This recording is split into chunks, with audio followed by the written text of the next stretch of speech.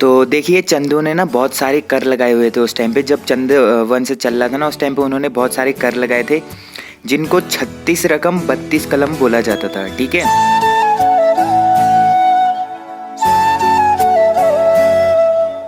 So hi guys, welcome back to my channel with another video. तो यार आ चुका हूँ एक और नई वीडियो के साथ वापस। सो यार मैं काफ़ी टाइम से ऑनलाइन नहीं हो पाया था, कहीं गया था, 7-8 दिन बाद मैं वीडियो डाल रहा हूँ। ठीक है, इससे पहले मैंने चंद्रवंश के जितने भी एमसीक्यूज थे, जितने भी क्वेश्चंस थे इंपॉर्टेंट, वो मैं सारे करा दिए हैं। अब लास्ट इनका जो बचता है वो टैक्स थे। ठीक है, जो इनके कर लगाए थे इन्होंने वही बचता है, तो मैंने ये नोट करे थे। तो देखिए इनके जो प्रमुख कर थे उनको बोला जाता था 36 रकम 32 कलम। ठीक है, 36 रकम 32 कलम इनको बोला जाता था। देखिए इनके 36 प्रकार के कर होते थे, जिनमें पहला मुख्य रूप से सिरती कर था। ठीक है, सिरती कर क्या होता था? एक नगद कर होता था, मतलब नगद लिया जाता था जो भोटिया व्यापारियों से लिया जाता था। जो जितने भी भोटिया व्यापारी वगैरह लोग होते थे उनसे नगद के रूप में लिया जाता था सिरती कर। उसके बाद आता है बैकर। बैकर क्या होता था? अनाज के रूप में दिया जाने वाला टैक्स। ठीक है, जो अनाज के रूप में दिया जाने वाला कर होता था उसको बोलते थे बैकर। फिर आता था मांगा। मांगा होता था युद्ध के समय लिया जाने वाला कर। फिर आता था डाला। डाला होता था गांव के जो सयाने लोग होते थे इनको दिया जाने वाला कर होता था। जो अनाज के रूप में क्या मिलता था? उनको दस्तूर मिलता था। ठीक है, अनाज के रूप में जो दस्तूर मिलता था उसको डाला कहते थे उस टाइम पे। फिर उसके बाद इनका एक इंपॉर्टेंट आता है जूलिया कर। ठीक है, जूलिया कर क्या होता था? जितने भी उस टाइम पे नदी पुल होते थे उस पे जितने भी लोग चलते थे और उनको एक टैक्स देना पड़ता था। ठीक है, जिसको बोलते थे जूलिया, मतलब नदी पुलों पर जो कर लगाया जाता था उसको जूलिया कहते थे। इसको सांगा भी कहते थे। ठीक है, जूलिया को ही सांगा भी कहते थे, जो नदी पुलों पर लगने वाला कर था। फिर आता है राखिया कर। राखिया कर क्या होता था? नगद कर होता था। ये भी जैसे सिरती कर था वैसे ये भी एक नगद कर था, लेकिन ये जो माल भाबर वाले, जो भाबर वाले क्षेत्र में रहने वाले जो व्यापारी थे और भोटिया व्यापारी थे इनसे लिया जाता था ये वाला कर। उसके बाद आता था एक कर खेनी कपलिनी। ठीक है, खेनी कपलिनी क्या होता था? कुली बेगार कर होता था। अब कुली बेगार आपको पता है मतलब। तो उसके बाद आता था कटक कर। कटक कर ये लेते थे सेना के लिए। ठीक है, सेना के लिए लिया जाने वाला कर कटक कर कहलाता था। फिर आता था एक मिजारी कर। मिजारी कर होता था जो कामगार होते थे, कामगारों से लिया जाने वाला कर होता था। फिर आता था साहूकर। साहूकर लेखकों को दिया जाता था, मतलब जितने भी उस टाइम पे लेखक होते थे तो लेखकों को जो कर दिया जाता था लोगों से इकट्ठा करके उनको बोला जाता था साहू। ये काफी इंपॉर्टेंट है, एग्जाम में पूछता है। ठीक है, तो साहूकर लेखकों को दिया जाने वाला कर, जिसको साउली भी कहते हैं। क्या कहते हैं? साउली कहते हैं। ठीक है, अगला होता है कूत। अब कूत क्या होता था? नगद के बदले अनाज, मतलब जैसे किसी को नगद नहीं देना है, मतलब नगद नहीं है तो उसके बदले अनाज भी दे सकता है। ठीक है, तो नगद के बदले अनाज जो लिया जाता था उसको कूत कर बोला जाता था। फिर होता था भेंट कर। भेंट कर क्या होता था? जब राजा और राजकुमारों से कोई मिलता था तो उनको भेंट देना पड़ता था। ठीक है, तो राजा और राजकुमारों को दी गई भेंट को क्या बोलते थे? भेंट कर बोलते थे। ठीक है, फिर होता था सीकदार नेगी। अब सीकदार नेगी क्या होता था? कि जो परगना अधिकारी होता था उसको दिया जाने वाला कर होता था सीकदार नेगी कर।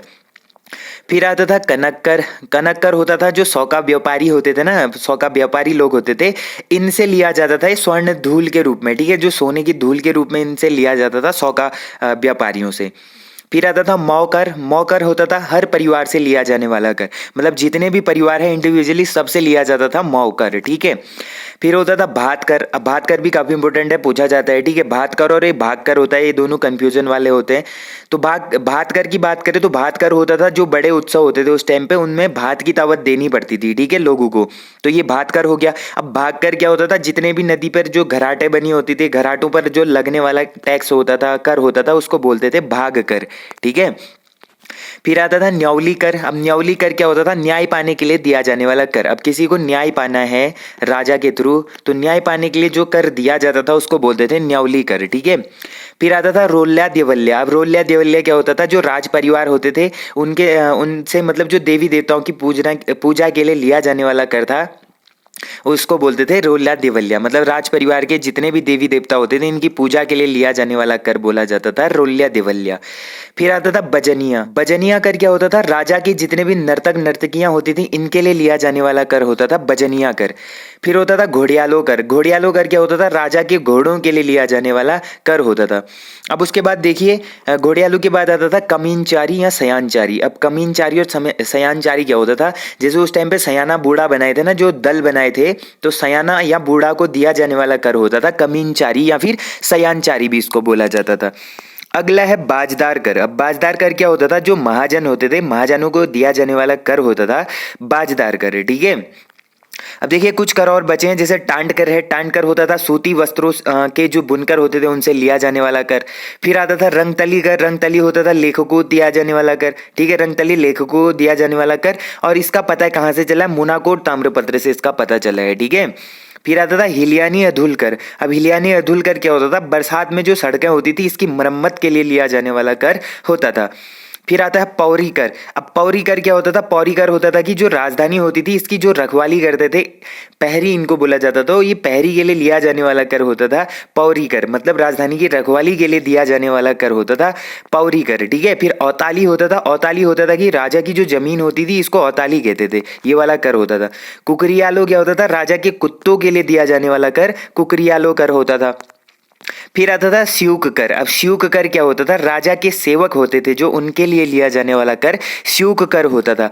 फिर आता था जगरिया कर। जो जागर लगाने वाले ब्राह्मण होते थे इनसे लिया जाता था, ठीक है। इनको दिया नहीं जाता था, बल्कि जो जागर लगाने वाले ब्राह्मण है इनसे लिया जाता था स्यूक कर, सॉरी जगरिया कर, सॉरी, ठीक है। फिर आता था चौपदार। अब चौपदार क्या होता था, राजा की जो निजी वस्तुएं होती थी जैसे तलवार है, ढाल है, इनको जो ढोने वाले व्यक्ति होते थे इनके लिए लिया जाने वाला कर, मतलब इनको दिया जाता था ये कर, मतलब चौपदार कर, ठीक है। अब ये इनके 36 रकम थे, मतलब 36 कर थे। अब इनके थोड़े राज व्यवस्था के बारे में बात करें, राजस्व व्यवस्था किस तरीके की थी इनकी, ठीक है। तो देखिए इनमें जो दल बनाए थे ये बनाए थे सयाने, बूढ़ा और थोकदार, ठीक है। 3 दल थे इनके, सयाना, बूढ़ा और थोकदार। सयानों का जो दल होता था, इनका जो क्षेत्र होता था वो पाली पछाव वाला क्षेत्र होता था, ठीक है। पाली पछाव वाले क्षेत्र में होते थे सयाने, जो मनराल जाति से, बिष्ट जाति से और बंगारी जाति के होते थे ये सयाने, ठीक है। फिर देखिए बूढ़ा क्या होता था, बूढ़ा जो काली गुमाव वाला क्षेत्र है, काली गुमाव वाले क्षेत्र में होते थे, जिनमें मुख्य रूप से कौन कौन होते थे, तड़ागी होते थे, बोरा होते थे, कारगी होते थे और चौधरी होते थे। इनको क्या कहा जाता था, चाराल भी बोला जाता था इनको, ठीक है। जो सोमचंद के टाइम से चले आ रहे हैं, ठीक है। सोमचंद के टाइम पे जो उन्होंने राजबुंगा किला बनाया था सोमचंद ने, तो राजबुंगा किला जो बनाया था उसकी जो चौकीदारी करते थे उनको चाराल कहते थे, जिसमें तड़ागी, बोरा, कारगी और चौधरी होते थे, ठीक है। तो यही लोग बूढ़ा भी होते थे। फिर उसके बाद थोकदार आते थे। अब जो थोकदारों का जो दल था, ये दारमा जोहार जो घाटी है धारचूला एरिया में, यहाँ पर ये लोग अपना क्या करते थे, व्यवस्था, राज व्यवस्था चलाते थे अपना, ठीक है। फिर उसके बाद आते थे प्रधान। अब प्रधान का कार्य क्या होता था कि प्रधान का कार्य होता था मालगुजारी का और पुलिस का, ठीक है। जैसे अभी के टाइम पे पुलिस फोर्स होती है, वैसे उस टाइम पे प्रधान लोगों का कार्य होता था, ये पुलिस का हो गया, मालगुजारी का हो गया, ठीक है। अब प्रधान के सहायक भी कुछ और अन्य रखे थे पद पर, ठीक है। जैसे उनके सहायक होते थे, कोटाल हो गए, प्रहरी हो गए, ठीक है। कोटाल और प्रहरी क्या होते थे, प्रधान के सहायक होते थे, जिनका काम होता था, प्रहरी का होता था चौकीदार का, कोटाल का होता था सहायक लेखाकार, ठीक है। जैसे अभी सहायक लेखाकार होते ना, उनका काम होता था उस टाइम पे कोटालों का, ठीक है। उसके बाद देखिए ये सारा जो डेटा है ये बीडी पांडे के अकॉर्डिंग है, ठीक है। तो उनकी जो पंचायती राज व्यवस्था थी ये किस समय से चली आ रही है, ये सोमचंद के समय से चली आ रही है, ठीक है। सोमचंद के टाइम से ही चली आ रही है इनकी पंचायती राज व्यवस्था। फिर इसमें भी पंचायती राज व्यवस्था में भी इन्होंने 2 दल बनाए थे, जिनमें एक होते थे मेहरा, एक होते थे फर्त्याल, ठीक है। अब मेहरा और फर्त्याल इनके दल थे और इनमें 5 थोक भाग लेते थे। जो थोकदार थे ना, वैसे 5 थोक भाग लेते थे, जिनकी पंचायतें कहाँ पर होती थी, बाजाखल नामक एक जगह थी, मतलब, ठीक है। बाजाखल नामक एक जगह थी, बाजाखल नामक जगह पर इनकी क्या होती थी, थोकों की पंचायतें होती थी, ठीक है। उसके बाद देखिए अब आगे जो बूढ़ा थे ना, बूढ़ा मैंने बताया, बूढ़ा और थोकदार बताए थे। बूढ़ों ने क्या करा था कि जो थोकदार थे इन पर टैक्स लगा दिया, इन पर कर लगा दिया, बूढ़ों ने लगा दिया टैक्स, ठीक है, थोकदारों पर। थोकदारों को गुस्सा आता है और थोकदार क्या कर देते हैं, बूढ़ों की हत्या कर देते हैं, ठीक है। बूढ़ों की हत्या कर देते हैं और इनकी हत्या करके इनको दफना देते हैं, जिनको क्या कहा जाता है, बूढ़ा चौरा बोला जाता है अभी के टाइम पे, ठीक है। बूढ़ा चौरा इनको बोला जाता है, जहां पर क्या करा था, बूढ़ों को दफना दिया था थोकदारों ने। इसके बाद क्या होता है, बाद में जो मेहरा और फर्त्याल जो 2 गुट बनाए थे, 2 पद बनाए थे, तो मेहरा और फर्त्याल क्या करते हैं, बूढ़ा बन जाते हैं बाद में, क्योंकि बूढ़ों की तो हत्या कर दी थी थोकदारों ने। अब बूढ़ा कौन बनते हैं, मेहरा और फर्त्याल होते हैं, जो मेहरा और फर्त्याल लोग बूढ़ा बन जाते हैं जो चंद वंश के इंपॉर्टेंट थे, मतलब काफ़ी इंपॉर्टेंट थे उस टाइम पे उनके, ठीक है। तो जो इनकी जो पंचायती व्यवस्था थी इसमें क्या कहा था मैंने, 5 थोक भाग लेते थे, ठीक है, 5 थोक भाग लेते थे। और जो छठे थोक होते थे उनको तेथरी कहा जाता था। जो छठे थोक भाग लेते थे ना पंचायत में, इनको तेथरी कहा जाता था, जो पंचायत का छठवां भाग होता था, ठीक है। अब देखिए चंदू के समय पर कुछ भूमि नापन की जो प्रणालियां होती थी उनमें मुख्य रूप से होता था मापतौल की चीजें, जिसमें अधौली नामक एक माप यंत्र होता था, ठीक है, जो 15 केजी के अप्रॉक्स होता था। फिर एक दूसरा होता था नाली जो 2 किलो के बराबर होता था। फिर एक होता था ज्यूला जो 10 कुंटल के बराबर होता था। एक पालो और मसा, ये ठीक है, ये सारी इनकी क्या होती थी, भूमि मापन प्रणाली होती थी, पालो मसा। अब इसका डेटा तो पता नहीं है कितने किलो के बराबर था, बट ये चीजें होती थी, ठीक है। अब देखिए कुछ एक्स्ट्रा फैक्ट जो इनके राजा थे इन्होंने क्या क्या करा था। जैसे तल्ला महल है, तल्ला महल का निर्माण किसने करा था, उद्योत चंद ने करा था, ठीक है। और इसने ही रंग महल भी बनाया था, उद्योत चंद ने, ठीक है। ये कुछ एक्स्ट्रा फैक्ट जो छूट गए थे पिछले उसमें। तो आगे देखिए उत्तराखंड के जो प्रमुख किले हैं, बेसिकली जैसे कुमाऊं के किले हैं, कुमाऊं के किलों की बात करते हैं, अल्मोड़ा चंपावत के। तो देखिए जो लाल मंडी किला है इसको ही फोर्ट मायरा भी बोला जाता है, ठीक है, फोर्ट मोयरा या फोर्ट मायरा इसको बोला जाता है, लाल मंडी किले को, जिसका निर्माण किसने करा था, कल्याण चंद ने करा था, ठीक है। कल्याण चंद ने क्या करा था, 1563 ईस्वी में लाल मंडी किला या फिर फोर्ट मायरा का निर्माण करा था अल्मोड़ा के पलटन बाजार में, ठीक है। अल्मोड़ा में जो पलटन बाजार है यहाँ पर करा था उसने। अगला है खगमरा किला, जिसका निर्माण भीष्मचंद ने अल्मोड़ा में किया था। फिर आता है मल्ला महल जो रुद्रचंद ने बनाया था अल्मोड़ा में। फिर आता है राजबुंगा किला जो सोमचंद ने बनाया था चंपावत में, ठीक है। इसके बाद आता है एक नैथड़ा किला। नैथड़ा का किला कहाँ स्थित है, ये है अल्मोड़ा में, और ये बनाया था गोरखाओं ने, ठीक है, गोरखा कालीन है नैथड़ा किला अल्मोड़ा में स्थित। और एक सिरमोही किला है, सिरमोही किला लोहाघाट चंपावत में स्थित है। फिर आता है बाणासुर किला, बाणासुर किला भी चंपावत में स्थित है। इसका स्थानीय नाम अभी मारकोट, सॉरी, उस टाइम पे जो बाणासुर किला है उस टाइम पे इसका स्थानीय नाम क्या था, मारकोट था, ठीक है, मारकोट इसका स्थानीय नाम था। फिर उसके बाद आता है गोला चौड़ किला। अब जो गोला चौड़ किला है ये राजा गोरिल ने बनाया था चंपावत में। बैराट का किला आता है कालसी के निकट देहरादून में स्थित है। फिर आता है खलंगा का या फिर नाला पानी का किला, ये भी कहाँ स्थित है, देहरादून में है। अब आपने जब पढ़ा होगा ना, जब युद्ध हुआ था खलंगा के किले पे नाला पानी किला अंग्रेजों और गोरखाओं के बीच में, ठीक है, तो ये देहरादून में स्थित है। अब है कलवागढ़ी किला, ये रुड़की के ग्राम में, रुड़की का एक ग्राम है रांझा, यहाँ स्थित है, ठीक है। फिर आता है रुद्रपुर का किला, ये शिवदेव जोशी ने बनाया था काशीपुर में, ठीक है, उधम सिंह नगर में स्थित है रुद्रपुर का किला जो शिवदेव जोशी ने बनाया था।